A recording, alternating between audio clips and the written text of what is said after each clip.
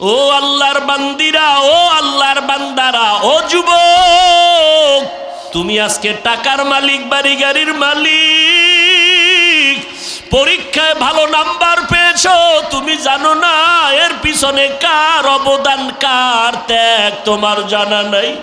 ওরে তোমার পেছনে তোমার মায়ের কান্নার আওয়াজ, তোমার বাবার হাড় ভাঙা কষ্ট, ওই মা কত রাত্র ঘুমায় নাই, ওই মা বাবা জীবনটা দিয়া কান্না করে করে তোমাকে আমাকে মানুষ বানায় দিলেন। এই চেয়ারে বসার জন্য কত কাঁদাই যে মা কাঁদলেন, বাবা কাঁদলেন। এখন এত বড় হয়ে গেছি, মানুষ কত সম্মান করে, বাড়িতে গেলে মাঝে মাঝে ঘুমায় যাই, মশারি পর্যন্ত টানানোর খেয়াল থাকে না। সকালবেলা দেখি আমার মাথার উপরে মশারি টানানো, কে আমারে ঘুমের মধ্যে মশারি টানায় দিল? খোঁজ নিয়ে দেখলাম কেউ না, আমার মা বলে, বাবা রাতের গভীরে দেখি মশায় তোমাকে কষ্ট দেয়, আমি মা পাহারাদারি করিয়া মশারি টানায় দিলাম।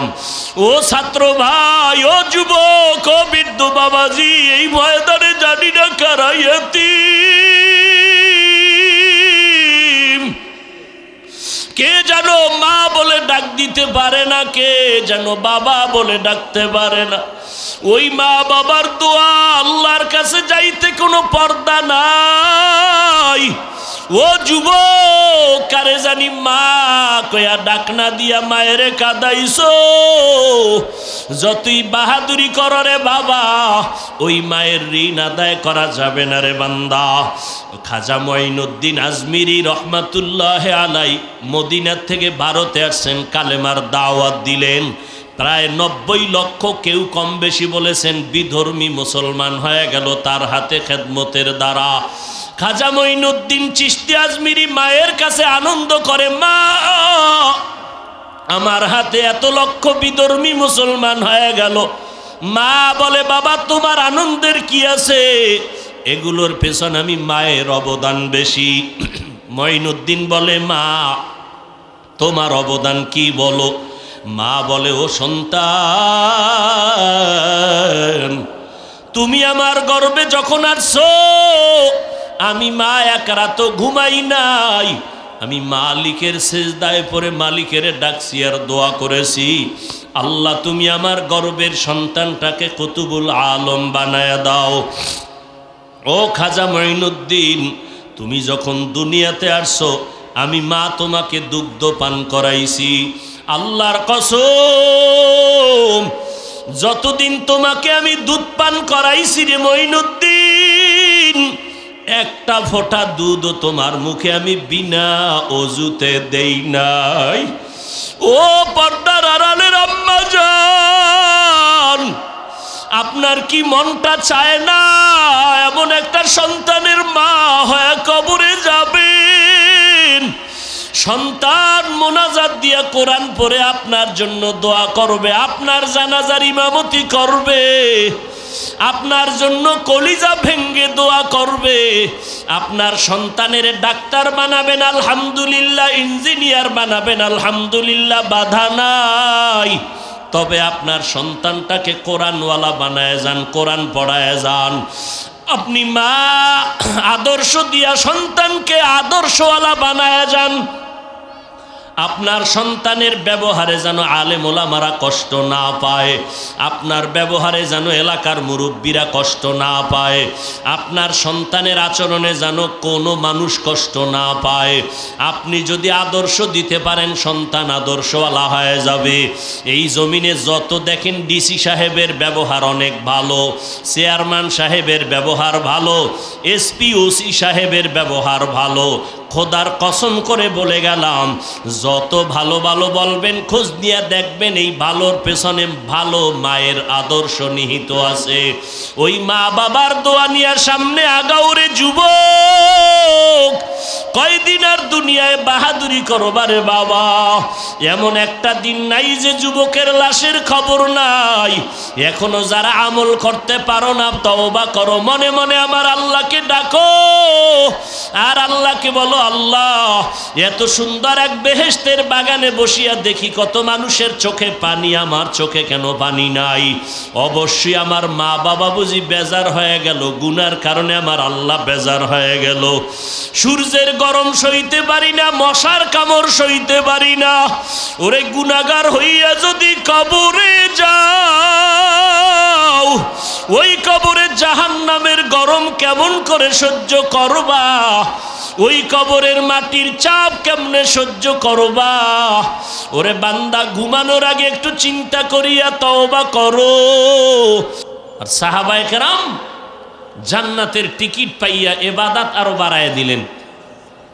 পয়গম্বর বলতেছেন, আমি দেখতেছি মসজিদে নববীর মধ্যে কান্নার আওয়াজ। কে কান্না করে? কিসের আওয়াজ? নবী বলেন, আমি তাকায় দেখি আমার সাহাবী আবু বকর নামাজে দাঁড়ায় কাঁদতেছি। নামাজ শেষে নবী বললেন, আবু বকর নামাজের ভেতরে দাঁড়াইয়া কেন কাঁদেন? আবু বকর বলে, পয়গম্বর হাসরের ময়দানের কথা মনে পড়ে গেছে, এই জন্য কান্না করি। বলে, কেমনে মনে পড়ে গেল? আবু বকর বলেন, পয়গম্বর নামাজে দাঁড়াইয়া কোরআনে হাকিমের ওই আয়াত আমি বারবার পড়তেছিলাম, ইন্নাল্লাহা আশতারা মিনাল মুমিনিনা আনফুসাহুম ওয়া আমওয়ালাহুম বিআন্না লাহুমুল জান্নাহ। আল্লাহ বলেন, আমি মুমিনের জান মাল কিনে নিয়েছি, বিনিময়ে মুমিনকে জান্নাত দিয়েছি। নবী কয়, এটা তো খুশির কথা, কাঁদলেন কেন? আল্লাহ মুমিনের জান মাল নিয়েছেন, বিনিময় মুমিনের জান্নাত দিয়েছি। এটা খুশির কথা না? খুশির কথা না? আবু বকর কাঁদে। আবু বকরের এত দাম কেন? ইজা জাআ নাসরুল্লাহি ওয়াল ফাতহ ওয়া রাআইতান নাসা ইয়াদখুলুনা ফি দীনিল্লাহি আফওয়াজা। সুসংবাদ আমার নবীর জন্য। দলে দলে দলে দলে বিধর্মীরা কালেমার পতাকা তলে ঢুকতেছে, খুশির খবর। সাহাবায়ে কেরামের মনে আনন্দ, কিন্তু আবু বকরের চোখে পানি। আবু বকর খুশির আওয়াজ পেয়ে কেন কাঁদো? আবু বকর বলে, আমি কাঁদতেছি ইজা যা সূরা দিয়া আমার আল্লাহ আনন্দের খবর দিয়া ইশারা দিছে মদিনার নবী আর জমিনে থাকবে না। এই জন্য আবু বকর আল্লাহর কাছে এত দামি। মদিনার নবী বলেন, ও সাহাবায়ে কেরাম, যুদ্ধে যাব, দান করো, দান করো, প্রাণ পুরে দান করো।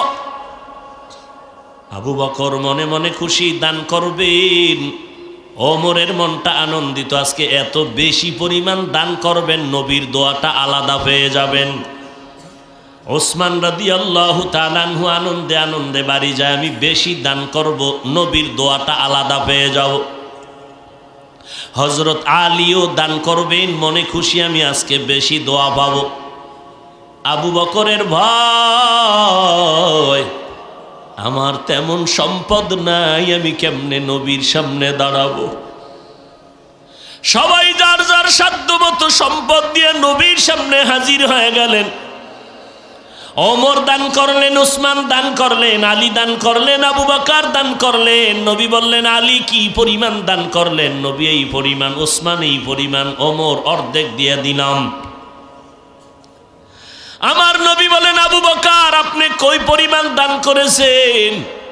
নবী বলেন, কোনো পরিমাণ নাই, আমার ঘরে আমি ঝাড়ু দিয়া যা পেয়েছি সব আমি আপনার কাছে দিলাম। আপনি নবী ছাড়া আর আমার আল্লাহ ছাড়া আমি আবু বকরের কেউ নাই। আবু বকর এই কথা বলতে সাহাবী ওমরের মাথা নত হয়ে গেল, ওসমানের মাথা নত। এত পরিমাণ সম্পদ দিয়েও বুঝি নবীর কলিজার দোয়াটা পাইলাম না, আবু বকর বুঝি নিয়ে গেল। নবীও পেরেশান, এই পরিমাণ ত্যাগ আবু বকর করেছে, এটা কেমন করে সম্ভব? নবীও পেরেশান। হঠাৎ করে জিবরাইল আসে হাজির। জিবরাইল আমার নবীর কানে ডাক দিয়া কয়, পয়গম্বর আপনাকে আল্লাহ সালাম জানায়, আজও জানাইছেন, তবে আজকে আলাদা করে আমার আল্লাহ আবু বকরেরও সালাম দিয়েছে। মায়ার নবী চোখের পানি ছেড়ে দিয়েছেন। আর জিবরাইল বলে, নবী জানতে চেয়েছেন আবু বকর তোমার মনের কি হালাত? নবী বলেন, আবু বকর শুনছেন নি আপনার কপালের দরজা খুলে গেছে, আজ আল্লাহ আপনাকে সালাম দিয়েছেন, আর আল্লাহ জানতে চেয়েছেন আপনি মনের কি হালাত। আবু বকর হাউমাউ করে কান্না শুরু করলেন, নবী ও পয়গম্বর আমি আবু বকরের মনের কি ভেদ বলবো? আমি ছিলাম মক্কা নগরীতে এক জাহান্নামের আসামি। কে জানতো চিন্তা আমি আবু বকরকে?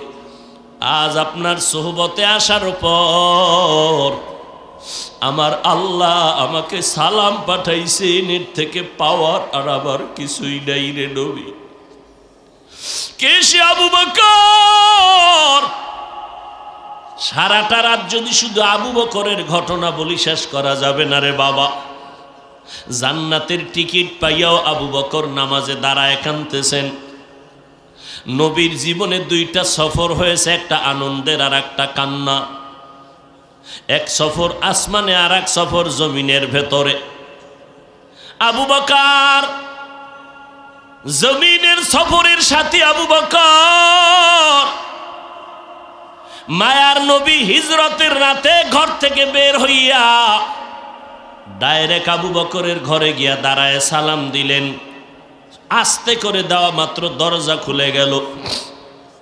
আবু বকর দরজা খুলে দিলেন, সালাম দিলেন। নবী আশ্চর্য হয়ে বললেন, আবু বকর আপনি কি ঘুমান নাই? আবু বকর চোখের পানি ছেড়ে বলেন, পয়গম্বর আপনি বহু আগে আমার কানে আওয়াজ দিয়েছেন হিজরতের পথে আমি আপনার সঙ্গী হব। আল্লাহর জাতের কসম আমি যত ব্যস্ত থাকি না কেন রাতের বেলা একটা সেকেন্ডের জন্য ঘুমাই না, কানটা লাগায় অপেক্ষায় থাকি কখন মদিনাওয়ালা নবী আমাকে এসে ডাক দিবে, আমি রসুলের সাথে সাথে সাথে বের হয়ে যাব মদিনার পথে।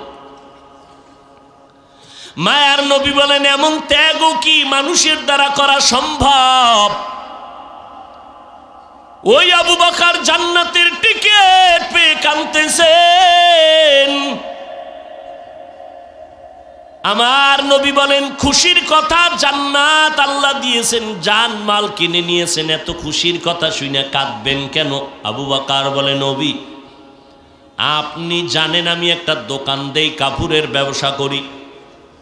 আমার দোকানে আজকে সকালবেলা একজন মহিলা এসে দাঁড়ায় গেল, নারী মহিলা ঈশা আমার দোকান থেকে অনেক দিন আগে একটা কাপড় কিনে নিয়েছিল, সেই কাপড়টা ফিরাইয়া দিয়া গেল।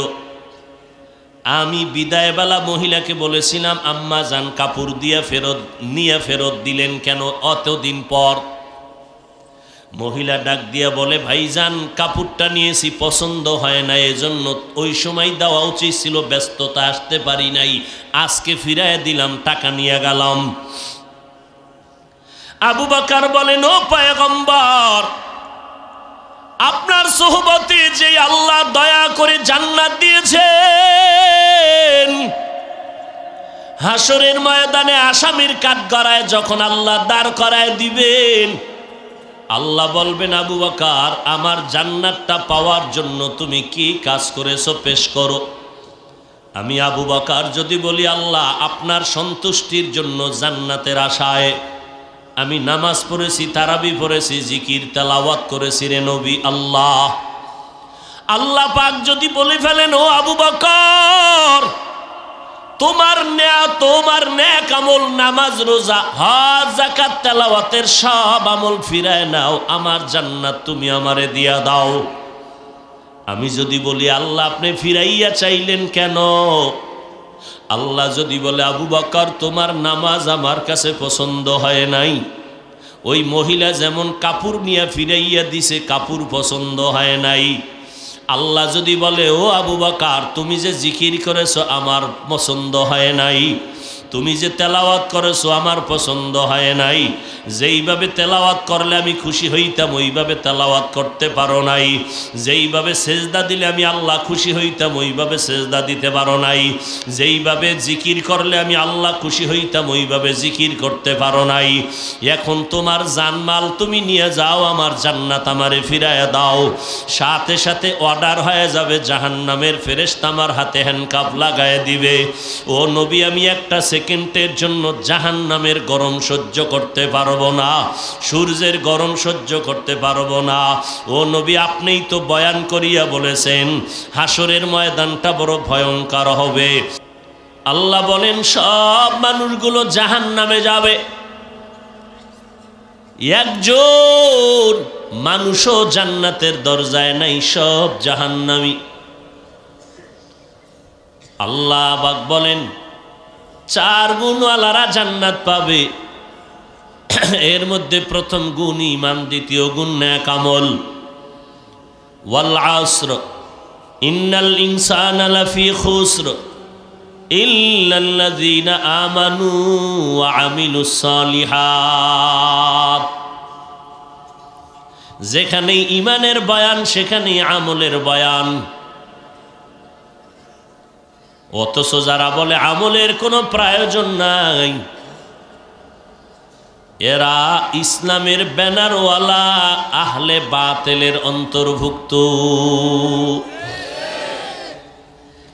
আমল সে জিंदगी बनती है, जन्नत भी जहन्नम भी, ये खाक अपनी फितरत में न नारी है न नूरी। আমলের দ্বারা মানুষ জান্নাত পাবে, মানুষ জাহান্নামে যাবে। আমল বাংলা অর্থ কাজ, কাজের আরো একটা আরবি শব্দ আছে ফেলুন মানিও কাজ। আমল এমন কাজ যেটা আখিরাতের সাথে সম্পৃক্ত, সওয়াবের সাথে সম্পৃক্ত। ফেল এমন কাজ যেটা দুনিয়ার সাথে সম্পৃক্ত। আমল এমন একটা কাজ যেটা করলে ক্রিয়া শেষ হয় না, শুরু। ফেল এমন একটা কাজ যে কাজটা করা মাত্র তার ক্রিয়া শেষ। এই আমল 2 প্রকার, নেক আমল আর বদ আমল। ফরজ, ওয়াজিব, সুন্নত, মুস্তাহাব, জায়েদা, মুআক্কাদা সব নেক আমল। গুনাহে সগীরা, গুনাহে কবীরা, শিরক ও বিদআত, কুফর, নাজায়েজ, অবৈধ, এগুলো সব হলো বদ আমল। মাকরু, তাহরিমি, তানজি বদ আমল। এই বদ আমল আবার 2 প্রকার, ফাহশা আর মুনকার। ইন্নাস সালাতা তানহা আনিল ফাহশাই ওয়াল মুনকার ওয়া লাযিকরুল্লাহি আকবার। নিশ্চয়ই নামাজ মানুষকে সমস্ত পাপাচার থেকে ফিরায় দিবে নামাজ। ফাহশা ও বদ আমল, মুনকার ও বদ আমল। ইন্নাল্লাহা ইয়া'মুরুকুম বিল আদলি ওয়াল ইহসান ওয়া ইতাই যিল কুরবা ওয়া ইয়ানহা আনিল ফাহশাই ওয়াল মুনকারি ওয়াল বাগি ইয়াইযুকুম লাআল্লাকুম তাযাক্কারুন।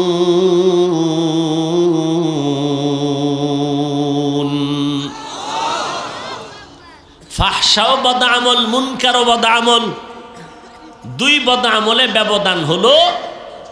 কিছু কিছু বদ আমল আছে যেটা বুঝতে পারে বিবেক দ্বারা, দলিল পর্যন্ত যেতে হয় না।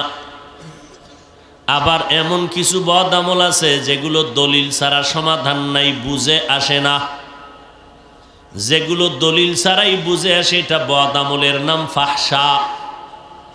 যেগুলো দলিল ছাড়া সমাধানের পথ খোলা যায় না এর নাম মুনকার। যেমন মিথ্যা কথা বলা বদ আমল না নেক আমল? কি ভাই কথা বলতে হবে? বদ আমল। এটা বুঝার জন্য দলিল লাগবে? মিথ্যা কথা বলা বদ আমল, বুঝতে দলিলের প্রয়োজন আছে? বিবেক আমাকে সিগন্যাল দিয়ে দিছে মিথ্যা বড় বদ আমল। কারণ দুনিয়ার কোনো বেঈমান কোনো মুমিন এই মিথ্যা পছন্দ করে না। মা মিথ্যা বলবে, বাবা বলবে, সন্তান মেনে নেয় না। সন্তান মিথ্যা বলবে, মা বাবা মেনে নেয় না। যদিও দলিল আছে, দলিল পর্যন্ত যাওয়ার প্রয়োজন নাই। মিথ্যা কথা বলা মহাপাপ। আল্লাহ দলিল মওজুদ রেখেছেন, ওয়াইলুন ইয়াউমাইযিল লিল মুকাজ্জিবিন, ওয়াইলুন ইয়াউমাইযিল লিল মুকাজ্জিবিন। মিথ্যাবাদীর জন্য ওয়াইল নামক জাহান্নাম, মিথ্যাবাদীর জন্য ওয়াইল নামক জাহান্নাম। ইয়াকুম ওয়াল কিয ফাইন্নাল কিযবা ইয়াহদি ইলাল ফুজুর, ফাইন্নাল ফুজুরা ইয়াহদি ইলান নার। মিথ্যা বলা মহাপাপ, তার দলিল আছে, তবে দলিল পর্যন্ত পৌঁছা লাগে না। বিবেক দিয়ে সমাধান হয়ে যায় মিথ্যা বড় মহাপাপ। গালি দেওয়া সওয়াব না গুনাহ? বদ আমল না নেক আমল? বদ আমল। গালি দেওয়া হারাম, গালি দেওয়া শোনাও হারাম। এটা বুঝার জন্য দলিল লাগবে না, বিবেক যথেষ্ট। প্রত্যেকের বিবেক বলে গালি পছন্দ নয়। কোনো বেঈমান গালি পছন্দ করে না, মুমিন গালি পছন্দ করে না। যদিও সাধারণ মানুষের তুলনায় এখন আলেমদের জবানেও গালির বয়ান চলে। গালি ছাড়া আওয়াজ চলে না। তাও সাধারণ গালি না, বড় হুজুরের গালিও বড়। কাফের ছাড়া গালি চলে না, মুশরিক ছাড়া গালি চলে না, মুরতাদ ছাড়া গালি চলে না। এইভাবে গালি দেওয়া আজ এখন ট্রেডিশনে পরিণত হয়ে গেছে। যে যত কাউকে ছোট করতে পারে মনে করে তার দাম বেড়ে যায়। মিথ্যা কথা মহাপাপ জানার পরও একজন বলে মিথ্যা না বললে ব্যবসা চলে না। এরকম নাই? আর মোবাইলে যেই পরিমাণ মিথ্যা কথার চর্চা করাইল। 10টার সময় ঘুম থেকে উঠা স্যারেরে টেলিফোন করলেন, স্যার আপনি কই আছেন? স্যারে মনে করছি কোন বিপদ জানি, কয় আমি দুনিয়াই নাই, মোবাইল কানে নিয়ে আমি জমিনেই নেই। মিথ্যার একমাত্র গোডাউন এই মোবাইলের দ্বারা। গালি দেওয়া মহাপাপ, তবে এটা বদ আমল, ফাহশা। বদ আমলের আর এক প্রকার হলো মুনকার। যেই মুনকার বদ আমল বুঝার জন্য বিবেক যথেষ্ট না, দলিলের প্রয়োজন হয়। যেমন সিজদা করা। সিজদা করা এটা সওয়াব না গুনাহ? কথা বলেন না কেন ভাই? বুঝা শুনে বললেন। সিজদা করা সওয়াব না গুনাহ? নেক আমল না বদ আমল? নেক আমল।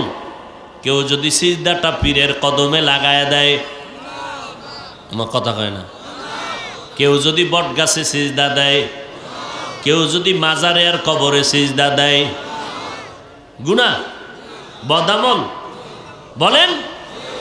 আচ্ছা, যারা সিজদা দিচ্ছেন এরকম আশেক আমাগো দেশে আছে না নেই? বলেন তো, তারা কি গুনাহ মনে করে সিজদা দেয় না সওয়াব মনে করে? আপনি যদি ধমক দিয়া বলেন বন্ধ কর তোর সিজদা, বলে কেন? কয় শিরক। এটা কি শিরক?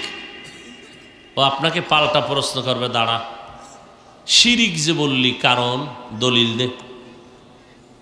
আপনি দলিল দিলেন ইবাদতের জন্য আল্লাহ ছাড়া অন্য কাউকে সিজদা দেওয়া হারাম।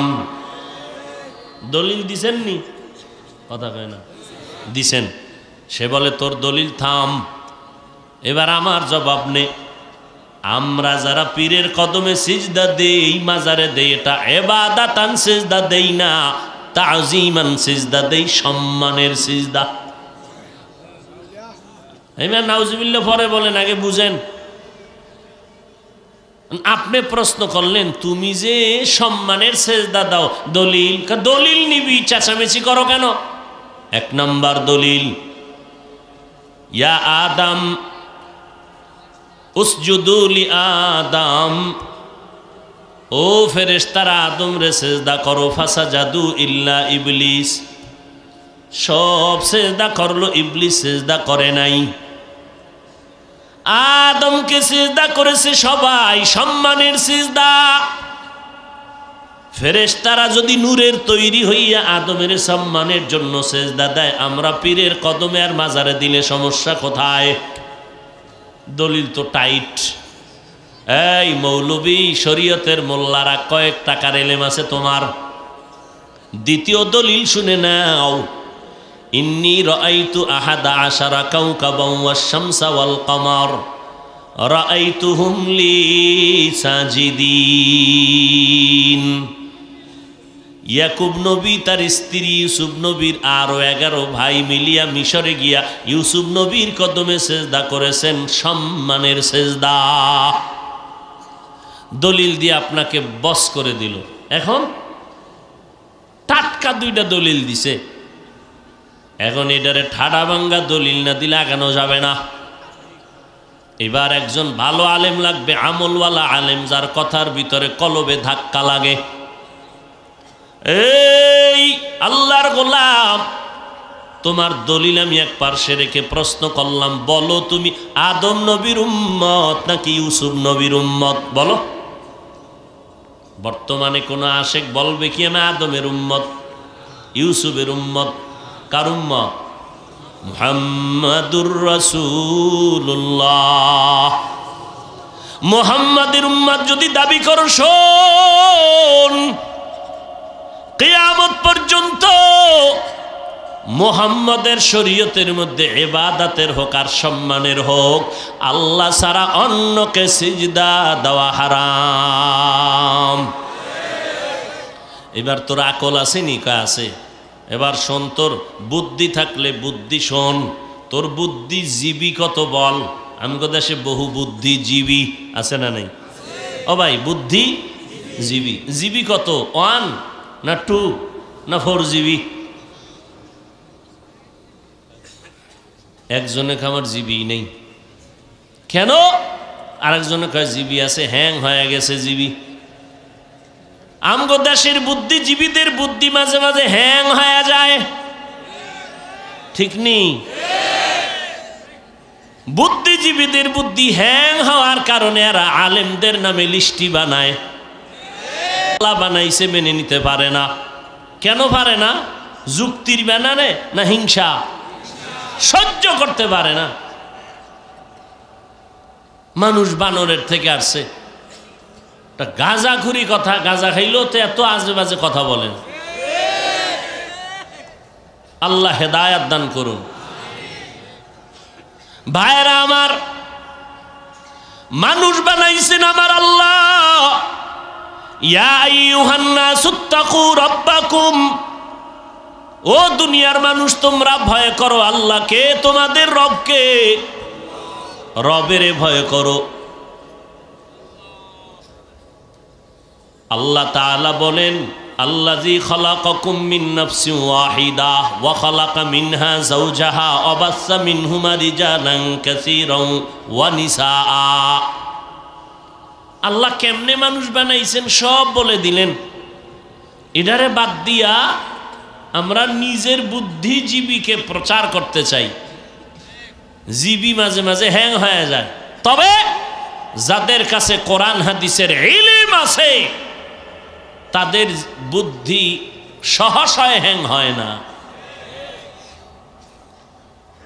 যদি তারা হকের উপরে থাকে, মদিনার আদর্শের উপরে থাকে। তবে কিছু কিছু কিছু কিছু ইলেমওয়ালাদেরও বুদ্ধি হ্যাং হয়ে যায়। কেন? তার এলেমে তাকে অহংকারী করে ফেলেছে। এত এলেম রাখার জায়গা নাই। সাধারণ মানুষের সামনে আসছে এলেমের হেডম নিয়া। ওরে ভাই, তোমার এলেমের বাহাদুরি থাকলে আর এক এলেমওয়ালার সামনে বসো। সাধারণ মানুষের সামনে এলেমের বাহাদুরি কেন?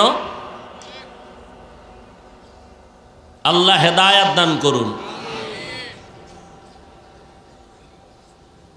ভাইরা আমার,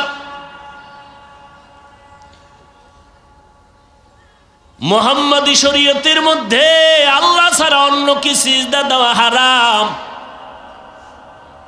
আচ্ছা, যদি তুমি সিজদা দিতে চাও সম্মানের জন্য তোমার পীরের পায়ে, মাজারে, দরবারে, একটু জবাব দাও। আমার নবী মুহাম্মদের থেকে বড় পীর সাহেব আছে কে? আমার নবীর থেকে বড় পীর সাহেব নাই? আব্দুল কাদের জিলানী, খাজা মঈনুদ্দিন, কেউ নাই? সবাই একমত আমার নবীজির থেকে দামি কোনো পীর নাই। জমিনের মধ্যে মাজার আছে না? মাজার বলেন, আমার নবীজির মাজার থেকে দামি মাজার কোনটা? ইব্রাহিম নবীর মাজার, মুসা নবীর মাজার। দ্বিতীয় কথায় আমরা সবাই একমত, এক নম্বরে আমার নবীর মতো কোনো পীর নাই, দ্বিতীয় নবীর মাজারের মতো কোনো দামি মাজার নাই। তিন নম্বর কথা, আমগো দেশে দরবার শরীফ আসেনি? বলেন, মদিনার দরবার থেকে দামি দরবার কোনটা? আজমিরের দরবার, নিজামুদ্দিন আউলিয়ার দরবার, মাইজভান্ডারের দরবার, আদ্রশির দরবার, চরমনাই সারসিনার দরবার। তিনটা কথা একমত হয়ে গেলাম, নবীর থেকে জমিনের মধ্যে কোনো পীর নাই। আমার নবীর মাজার শরীফ থেকে জমিনে কোনো দামি মাজার নাই। আমার মদিনার দরবার থেকে দামি কোনো দরবার নাই।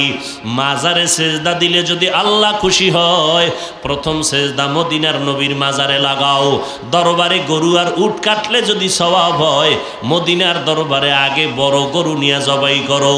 মাজারে মোমবাতি জ্বালাইলে যদি আল্লাহ খুশি হয়, বড় একটা মোম অর্ডার দিয়া বিমানে নিয়ে তারপরে মদিনার রওজায় মোমবাতি জ্বালাও। বলো জাতি জানতে চাই, মদিনার নবীর মাজারে আর মদিনার দরবারে সেজদা চলেনি, মোমবাতি জ্বলেনি, গরু জবাই চলেনি। ফাইনাল জবাব কানে নাও, আমার মদিনার নবীর দরবারে আর মাজারে যা চলবে না, দুনিয়ার কোনো মাজারে আর দরবারেও তা চলতে দেওয়া হবে না। সোজা কথা, এখানে বাঁকা কথা। বাঁকা কথার নাম জুতার বাড়ি।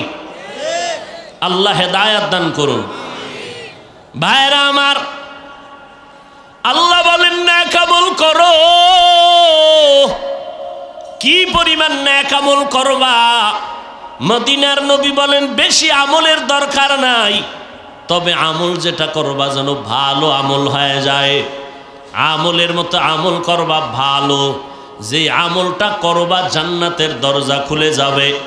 আখলিস দীনাকা ইয়াকফিকাল আমালুল কলিল, অল্প আমল করো জান্নাতের দরজা খুলে যাবে যদি আমলের মধ্যে আমার ইখলাস পাওয়া যায়। ইখলাস মানি খালেসান লিওয়াজহিল্লাহি তাআলা, আমি যা করব সব আমার আল্লাহর সন্তুষ্টির জন্য।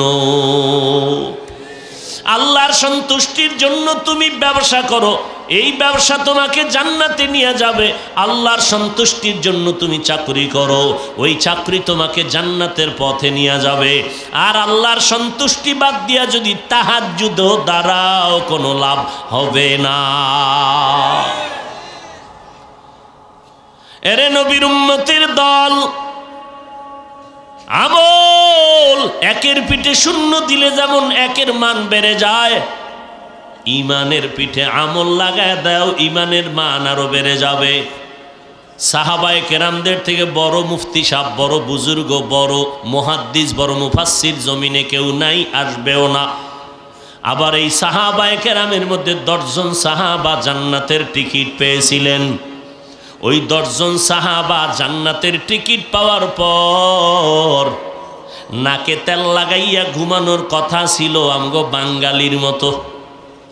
কি বাঙালি যদি নামাজ পড়ে কোন রকম, এর মধ্যে কি বাপ, মনে করে সবাই আমারে সালাম দিবে, আমি দিব কেন, আমি নামাজি। বেনামাজির সি সি করে তাড়ায় দেয়। ধাক্কা দিয়া তাড়াইয়া দেওয়া সহজ, বুকে লাগাইয়া আল্লাহর ঘর পর্যন্ত নেওয়া বড় কঠিন। সাহাবায়ে কেরাম জান্নাতের টিকিট পাইয়া নিশ্চিন্তায় ঘুমাবে। লঞ্চে যাবেন বরিশাল থেকে ঢাকা, কেবিন একটা ভিআইপি কেবিন পাইছেন, টিকিট ওকে, তার তো কেউ টেনশন নাই। যারা পায় না এরা লাইনে দাঁড়ায় রয়েছে, মারাত্মক অবস্থা, না ঘুম না খাওন, টিকিট পাই নাই। আর যে পাইছে তার কোনো চিন্তা নাই, বাঙালি তো দিছে ঘুম। ঘুমের থেকে উঠে দেখে 9টার লঞ্চ, ঘুমের তো উঠছে 11:30টায়, উঠে দেখে লঞ্চ গেছে গিয়া সে চাঁদপুরের কাছে। এগুলো বাঙালির অবস্থা। আম্মা জান আয়েশা রাদিয়াল্লাহু তাআলা আনহা বলেন, একদিন দেখি আমার মায়ার নবী আমার হুজরায় বসে বসে বসে বসে গুনগুন করে কান্না করেন। আমি আয়েশা প্রশ্ন করলাম, পয়গম্বর আপনি কেন কান্না করেন? আমি আয়েশা কোনো বেয়াদবি করছি নাকি নবী? আমার নবী বলেন, আয়েশা তুমি কেন বেয়াদবি করবা? বলে, নবী আমার তো বয়স অনেক কম, 6 বছরে আপনার সাথে আমার বিবাহের বন্ধন হলো, 9 বছরে আমি আপনার ঘরে আসছি, 18 বছরের সময় নবী দুনিয়ার থেকে বিদায় নিলেন। আমার এই 9 বছর আপনার ঘরের মধ্যে আমি বিচরণ করতেছি। 9 বছর বয়সে আপনার ঘরে আসার পরে আমি কি বুঝবো, কোনো ভুল হতেই পারে, এই ভয়ে আমি কান্না করেন কিনা আমার বেয়াদবির কারণে? নবী বলেন, না না ও আয়েশা, আমি কান্না করার কারণ হাসরের ভয়ঙ্কর অবস্থার কথা আমার মনে পড়ে গেল। আম্মা জান আয়েশা বলেন, নবী কেমন ভয়ঙ্কর অবস্থা হবে হাসরের মাঠে? মায়ার নবী চোখের বাড়ি ছেড়ে বলেন, আয়েশা হাসরের ময়দানে সমস্ত নবী পয়গম্বর সব হাসরের মাঠের মানুষগুলো কিয়ামতের হুঙ্কার যখন শুরু হয়ে যাবে, হাসর এই জমিনটাই হবে কিয়ামতের মাঠ, সিরিয়ার জমিন হবে আমার আল্লাহর বিচারালয়, আদালত। আমার আল্লাহ হবেন বিচারক। হাসরের ময়দানে মানুষগুলো উলঙ্গ দাঁড়াবে, আল্লাহর আদালতে হাজির হইয়া আল্লাহ বলবে, সূর্যটা নিচে নেমে সব তাপগুলো ছেড়ে দাও। সূর্যের গরম, সূর্যের গরমে মাটির জমিনটা পুড়িয়ে তামা হয়ে যাবে। ওদিকে জাহান্নামের আওয়াজ, জাহান্নাম চিৎকার করে বলবে, আল্লাহ গুনাহগারগুলো কই, আমার পেটে দাও, পেটে বড় ক্ষুধা। অপর দিকে আমার আল্লাহ কাহারিয়াতের আওয়াজ দিবেন, লিমানিল মুলকুল ইয়াউম লিল্লাহিল ওয়াহিদিল কাহ্হার। আমার আল্লাহ পাকের রাগান্বিত আওয়াজ এত বিকট হবে যে হাসরের ময়দানটা থরথর করে কেঁপে উঠবে। আমার মায়ার নবী কাঁদেন আর বলেন, আয়েশা এত ভয়ঙ্কর হাসরের ময়দান হবে যে নবীদের কোনো গুনাহ নাই, সেই নবীরা নাফসি নাফসি বলে কান্না শুরু করবেন, উম্মতের কথা ভুলে যাবেন। মুসা নবী কাঁদবেন, আল্লাহ আমাকে বাঁচাও। ঈসা নবী কাঁদবেন আর বলবেন, আল্লাহ আমাকে বাঁচাও। ইব্রাহিম নবী কাঁদবেন, আল্লাহ আমাকে বাঁচাও। আমার আম্মা জান আয়েশা রাদিয়াল্লাহু আনহা বলেন, নবী যখন সব নবীরা নাফসি নাফসি বলে কাঁদবে, তখন উম্মতের কি উপায় হবে? আর আপনি তো দোজাহানের সরদার, রহমাতুল লিল আলামিন। সমস্ত নবীরা নাফসি নাফসি বলে কাঁদবে, তখন আপনি দোজাহানের নবী কি করবেন? মায়ার নবী কান্না করে বলে, আয়েশা আমি তখন নাফসি নাফসি বলে কাঁদবো না, আমি মাকামে মাহমুদে সিজদায় পড়ে যাব,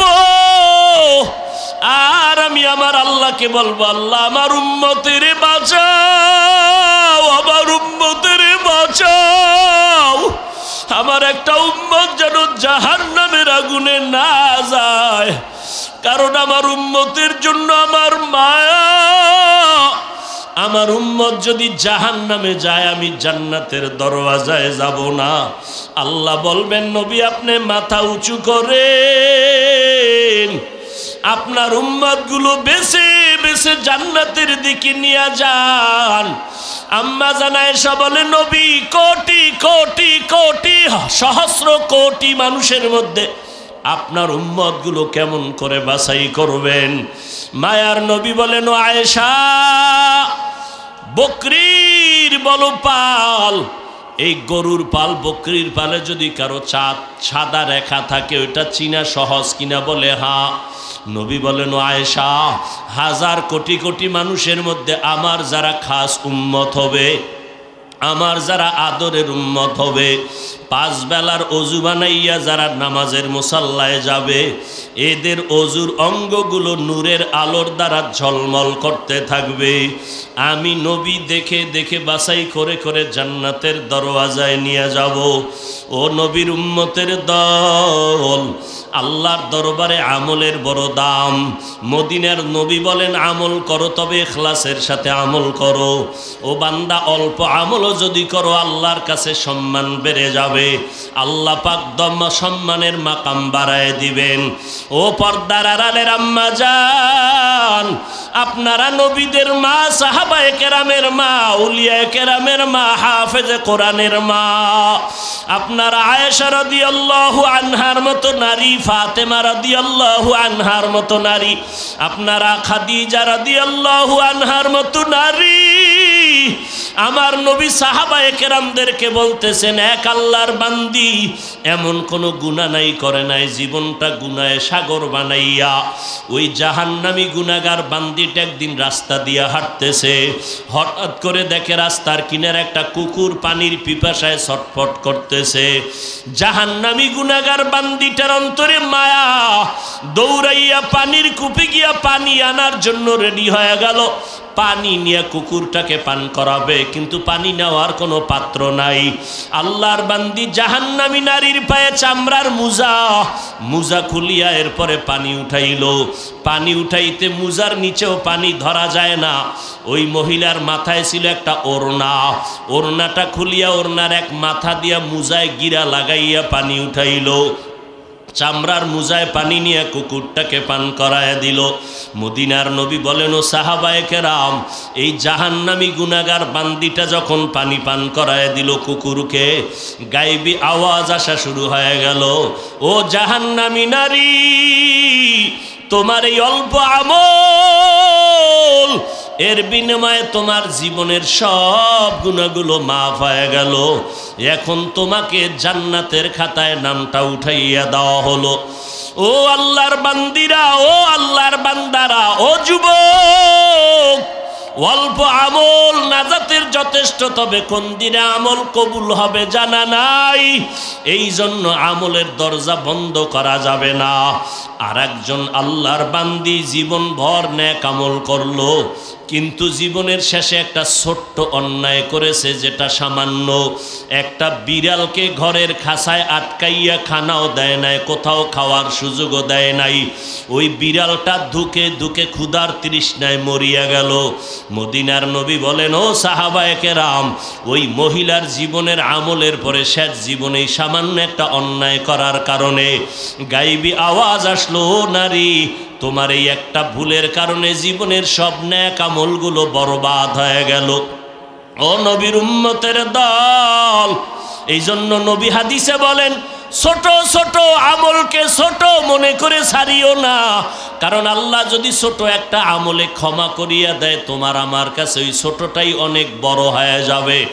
আর ছোট ছোট অন্যায়কে ছোট মনে করে করিও না রে বাবা, কারণ ছোট একটা গুনার কারণে যদি আমার আল্লাহ বেজার হয়ে যায়, তাহলে হাজারো বড় অন্যায়ের থেকে ছোটটাই আমার কাছে বড় হয়ে যাবে। ও আল্লাহর বান্দারা, এই বরকতের মাস রজব, সামনে শাবান, তারপরে রমজান। আল্লাহর কাছে তওবার জন্য তৈরি হয়ে যাও। শয়তানের ধোকায় তো গুনাহ করিয়াই ফেললাম। জান্নাতের চিঠি পাইয়া আবু বকরের মতো বান্দা যদি কান্না করে কাটাইতে পারে, আপনার আমার চোখে কেন পানি নাই? একমাত্র কারণ গুনার কারণে দিলটা শক্ত, এই জন্য চোখে পানি আসে না। দিলটা নরম করার, কান্না আসার একটা মেডিসিন আছে, তাহাজ্জুদের নামাজ। রাতে মাওলার দরবারে আমলের জন্য চোখের পানি আসবে, দিল নরম হবে। কারণ আমার আল্লাহ জহুর, আসর, ফজর, মাগরিব, এশায় প্রথম আসমানে আসেন বলেন নাই। আল্লাহ বলেন আমি এমন একটা রাত নাই যেই রাতে প্রথম আসমানে আসি না। সেই রাতের প্রথম ভাগ, মাঝের ভাগ না শেষের ভাগে আমি প্রথম আসমানে আসি। আল্লাহ তো আসেন না, কুদরতের নজর দিয়া তাকায় থাকেন। কোন বান্দা আমি মাওলারে ডাকতেছে এই ভোর রাতে? আমার আল্লাহ কয়, বান্দা তোমার কি প্রয়োজন বলো, আমি দিয়ে দিব। সাহাবায়ে কেরাম যদি ভোর রাতে কাঁদতে পারেন, তাহাজ্জুদ পড়তে পারেন, আমরা কেন পারি না? ও যুবকেরা, স্কুলে পড়ো, কলেজে পড়ো, চাকরি করো, মোবাইলের গুনাহ থেকে মাওলার কাছে পানা চাও। মোবাইল থেকে নিজেকে হেফাজত করার চেষ্টা করো রে বাবা। আমার মাওলার কাছে কাঁদো আর চোখের পানি ছাড়ো। মা বাবার দোয়া নিয়ে সামনে আগাও। মা বাবার দোয়া ছাড়াই চেয়ারেও বসতে পারি নাই। মা বাবার চোখের পানি কান্না ছাড়া আলেম হতে পারি নাই। তুমি আজকে টাকার মালিক, বাড়ি গাড়ির মালিক, পরীক্ষায় ভালো নাম্বার পেয়েছো, তুমি জানো না এর পিছনে কার অবদান, কার ত্যাগ তোমার জানা নাই। ওরে তোমার পেছনে তোমার মায়ের কান্নার আওয়াজ, তোমার বাবার হাড় ভাঙা কষ্ট। ওই মা কত রাত্র ঘুমায় নাই, ওই মা বাবা জীবনটা দিয়া কান্না করে করে তোমাকে আমাকে মানুষ বানায় দিলেন। এই চেয়ারে বসার জন্য কত কাঁদাই যে, মা কাঁদলেন, বাবা কাঁদলেন। এখন এত বড় হয়ে গেছি, মানুষ কত সম্মান করে। বাড়িতে গেলে মাঝে মাঝে ঘুমায় যাই, মশারি পর্যন্ত টানানোর খেয়াল থাকে না। সকালবেলা দেখি আমার মাথার উপরে মশারি টানানো, কে আমারে ঘুমের মধ্যে মশারি টানায় দিল? খোঁজ নিয়ে দেখলাম কেউ না। আমার মা বলে, বাবা রাতের গভীরে দেখি মশায় তোমাকে কষ্ট দেয়, আমি মা পাহারাদারি করিয়া মশারি টানায় দিলাম। ও ছাত্র ভাই, ও যুবক, ও বৃদ্ধ বাবাজি, এই ময়দানে জানি না কারাইয়াতি কে যেন মা বলে ডাক দিতে পারে না, কে যেন বাবা বলে ডাকতে পারে না। ওই মা বাবার দোয়া আল্লাহর কাছে যাইতে কোনো পর্দা নাই। ও যুবক, কারে জানি মা কয়া ডাকনা দিয়া মায়েরে কাদাইছো। যতই বাহাদুরি করো রে বাবা, ওই মায়ের ঋণ আদায় করা যাবে না রে বান্দা। খাজা মঈনুদ্দিন আজমিরি রহমাতুল্লাহ আলাই মদিনা থেকে ভারতে আসছেন, কালেমার দাওয়াত দিলেন। প্রায় 90 লক্ষ, কেউ কম বেশি বলেছেন, বিধর্মী মুসলমান হয়ে গেল তার হাতে খেদমতের দ্বারা। খাজা মঈনুদ্দিন চিশতি আজমিরি মায়ের কাছে আনন্দ করে, মা আমার হাতে এত লক্ষ বিধর্মী মুসলমান হয়ে গেল। মা বলে, বাবা তোমার আনন্দের কি আছে, এগুলোর পেছনে আমি মায়ের অবদান বেশি। মঈনুদ্দিন বলে, মা তোমার অবদান কি বলো? মা বলে, ও সন্তান, তুমি আমার গর্ভে যখন আসছো, আমি মা এক রাত ঘুমাই নাই। আমি মালিকের সেজদায় পড়ে মালিকের ডাকছি আর দোয়া করেছি, আল্লাহ তুমি আমার গর্ভের সন্তানটাকে কুতুবুল আলম বানায়া দাও। ও খাজা মঈনুদ্দিন, তুমি যখন দুনিয়াতে আসছো, আমি মা তোমাকে দুগ্ধ পান করাইছি। আল্লাহর কসম, যতদিন তোমাকে আমি দুধ পান করাইছি রে মঈনুদ্দিন, একটা ফোঁটা দুধও তোমার মুখে আমি বিনা অজুতে দেই নাই। ও পর্দার আড়ালের আম্মা জান, আপনার কি মনটা চায় না এমন একটা সন্তানের মা হয়ে কবরে যাবেন? সন্তান মোনাজাত দিয়া কোরআন পড়ে আপনার জন্য দোয়া করবে, আপনার জানাজার ইমামতি করবে, আপনার জন্য কলিজা ভেঙ্গে দোয়া করবে। আপনার সন্তানের ডাক্তার বানাবেন আলহামদুলিল্লাহ, ইঞ্জিনিয়ার বানাবেন আলহামদুলিল্লাহ, বাধা নাই। তবে আপনার সন্তানটাকে কোরআনওয়ালা বানায় যান, কোরআন পড়ায় যান। আপনি মা আদর্শ দিয়া সন্তানকে আদর্শওয়ালা বানায় যান। আপনার সন্তানের ব্যবহারে যেন আলেম ওলামারা কষ্ট না পায়, আপনার ব্যবহারে যেন এলাকার মুরব্বীরা কষ্ট না পায়, আপনার সন্তানের আচরণে যেন কোনো মানুষ কষ্ট না পায়। আপনি যদি আদর্শ দিতে পারেন, সন্তান আদর্শওয়ালা হয়ে যাবে। এই জমিনে যত দেখেন ডিসি সাহেবের ব্যবহার অনেক ভালো, চেয়ারম্যান সাহেবের ব্যবহার ভালো, এসপি ওসি সাহেবের ব্যবহার ভালো। খোদার কসম করে বলে গেলাম, যত ভালো ভালো বলবেন, খোঁজ নিয়ে দেখবেন এই ভালোর পেছনে ভালো মায়ের আদর্শ নিহিত আছে। ওই মা বাবার দোয়া নিয়ে সামনে আগাউরে যুবক, কয়দিন আর দুনিয়ায় বাহাদুরি করবারে বাবা। এমন একটা দিন নাই যে যুবকের লাশের খবর নাই। এখনো যারা আমল করতে পারো না, তওবা করো, মনে মনে আমার আল্লাহকে ডাকো, আর আল্লাহকে বলো, আল্লাহ এত সুন্দর এক বেহেশতের বাগানে বসিয়া দেখি কত মানুষের চোখে পানি, আমার চোখে কেন পানি নাই? অবশ্যই আমার মা বাবা বুঝি বেজার হয়ে গেল, গুনার কারণে আমার আল্লাহ বেজার হয়ে গেল। সূর্যের গরম সইতে পারি না, মশার কামড় সইতে পারি না। ওরে গুনাহগার হইয়া যদি কবরে যাও, ওই কবরে জাহান্নামের গরম কেমন করে সহ্য করবা? ওই কবরের মাটির চাপ কেমনে সহ্য করবা? ওরে বান্দা, ঘুমানোর আগে একটু চিন্তা করিয়া তওবা করো, আর আল্লাহকে মনে মনে বলো, আল্লাহ জীবনে শয়তানের ধোকায় অন্যায় তো কম করি নাই, আলেমের বিরুদ্ধে তো কম অপপ্রচার চালাই নাই, কোরআন হাদিসের বিরোধিতা তো কম করি নাই, মা বাবারে কষ্ট তো কম দেই নাই। আজকে থেকে আল্লাহ তোমার কাছে মাথা নত করে তওবা করতেছি। জীবনে মরিয়া গেলে যাব, হায়াতের মালিক আল্লাহ, ইজ্জতের মালিক আল্লাহ, রিজিকের মালিক আল্লাহ। আমার আল্লাহ বলে, তুমি মুফতি না হইয়া মরিও না, বলে নাই ওয়ালা তামুতুন্না ইল্লা ওয়া আনতুম মুসলিমুন। আল্লাহ বলেন, মুসলমান না হইয়া কবরে আসবা না, বক্তা না হইয়া আসবা না, বলে নাই। শাইখুল হাদিস না হইয়া মরিও না, বলে নাই। মুফতি সাহেব না হইয়া মরিও না, বলে নাই। Doctor, professor, engineer, chairman, MP না হইয়া মরিও না, বলে নাই। আল্লাহ বলে, তোমার মাওলানাগিরি, মুফতিগিরি, শাইখুল হাদিসগিরি, বক্তাগিরির দাম আমার কাছে নাই। তোমার চেয়ারম্যানগিরি, এমপিগিরির দাম আমার কাছে নাই। আমার কাছে একমাত্র দাম হলো তুমি মুসলমান হইয়া আসো। মুসলমান হওয়া, ডাক্তার হওয়া, বক্তা হওয়া বড় সহজ, মুসলমান হওয়া বড় কঠিন। পীর হওয়া বড় সহজ, মুসলমান হওয়া বড় কঠিন। এই জন্য আল্লাহ মুমিনকে বলেন, মুসলমান হইয়া কবরে আসো। আল্লাহর কাছে মুসলমান হইয়া হাজিরা দেওয়ার জন্য নিজের গুনাহমুক্ত জিন্দেগি তৈরি করা লাগবে। আজকে থেকে তওবা করে নিব, মরিয়া গেল নামাজ ছাড়বো না, বেপরদায় চলবো না, দাড়ি কাটবো না, আর কোনোদিন জবান দ্বারা গালি দিব না, মিথ্যা বলবো না, গীবত শেকায়াত করবো না, ওলামায়ে আহলে হকের পরামর্শ নিয়ে চলবো, মা বাবার খেদমত করব, দোয়া নিব। ইয়া আল্লাহ, আমরা গুনার বোঝা মাথায় নিয়ে 3 দিন মাহফিলের শেষ, এমন এক সময় আপনার দরওয়াজায় হাজির, যেই সময় আপনার বান্দাদের, বাড়িওয়ালাদের দরজা বন্ধ, আপনার রহমতের দরজা বন্ধ না রে আল্লাহ।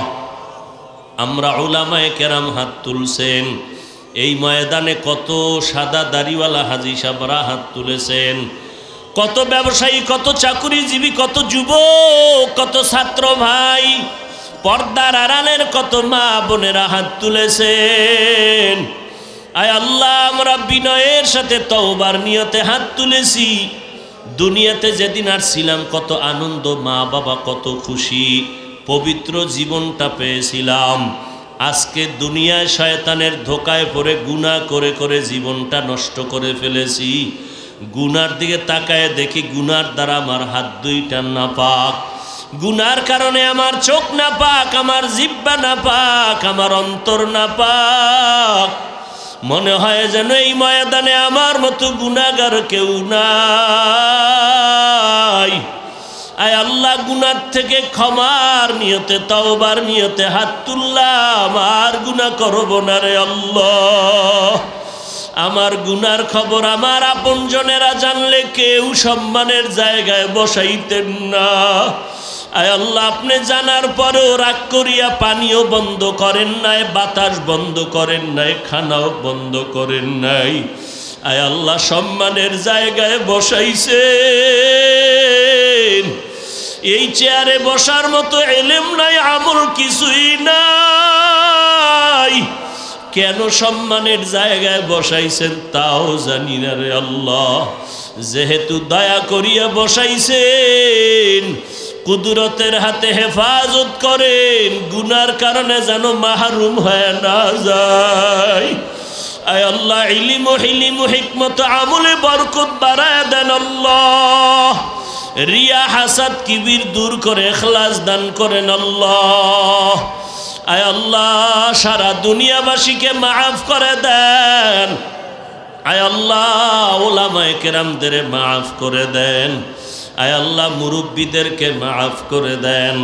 আয় আল্লাহ, ব্যবসায়ী চাকরিজীবীদের মাফ করে দেন। আমার কলিজার প্রত্যেকটা যুবকের আপনি কবুল করে নেন। পর্দার আড়ালের মা বোনদের মাফ করে দেন। গুনার কারণে দিলটা পাথর, চোখে পানিও নাই। আয় আল্লাহ, ডানে বামে কত আপনার আশেকদের চোখে পানি। গুনার কারণে আমরা বুঝি মাহরুম হয়ে গেলাম, চোখে পানি নাই।